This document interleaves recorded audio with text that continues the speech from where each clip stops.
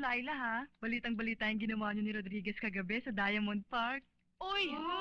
Hindi, kung ano man ang ginawa ko kagabi, ginagawa ko lang yung trabaho ko. Kulot na kulot na dito na may lipstick pa rin sa labi si Rodriguez eh. Baka mamaya may milagro na nangyayari doon. Anong milagro? Wala sa akin yun. Basta ang importante, nalutas na ang kaso at nahuli namin ang holdupper. Yun lang. Alam mo, sa totoo lang, dapat ako talaga ang kasama ni Rodriguez kagabi. Kaya lang may importante akong bagay na ginagawa. Alam niyo naman si Major, pagka may masela na trabaho, ako agad ang ina-assign. Oo na. Lagi ka namang bida eh. Kasi magaling ako eh. Uy, huwag na kayo maingay. Andiyan na siya. Ako, ayan na may lipstick sa labi. Pero girl, kailangan makapag-graceful exit tayo at baka tayo makaistorbo. Ay. Come on. Bye. Sige ah. Sige. Ba't sila nag-aalisan? Ewan ko. Oo nga pala, Rodriguez. Tungkol dun sa nangyari kagabi. Baka mamaya, iniisip mo. Alam mo na. Walang bagay yun. Pare-pareho lang naman tayong tumutupad sa ating tungkulin eh. Tama. Alam mo, masyado tayo nagiging formal eh. Ako si Berting. Ako naman si Laila. Laila. Alam mo, Berting Rodriguez, kanina naalala kita eh. O bakit? Pag-alis ko sa bahay, ang lola ko nagluluto ng kalamay. Kalamay?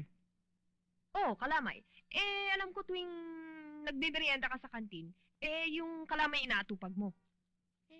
Tikman mo kaya luto ng lola ko. Laila, bakit ba ngayon mo lamang sinama si Berting dito? Lagi kasi siya nasa operation eh. At saka, kailan lang siya na-destino sa amin? Berting? Saan ka ba dati? Laki ako sa Maynila at dito rin ako nagpulis. Kaya lamang ho, may naskaso ako sa probinsya at medyo nagtagal. Kailan lang ako nagbalik sa serbisyo. Tama pala ang kasabihan. Ang pulis, laging pulis. Darating din ang pagkakataon. Hahanapan natin mo ang tungkulin na yan. Sayaw mo't sa gusto. O ano, Berting? Anong masasabi mo sa nilutong kalamay ng lola ko?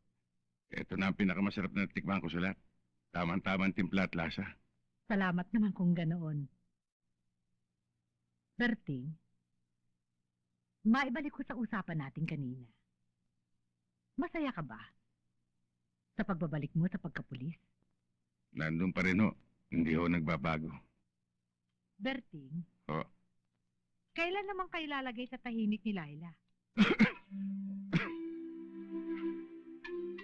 Lola, ba't biglang napunta doon ang usapan?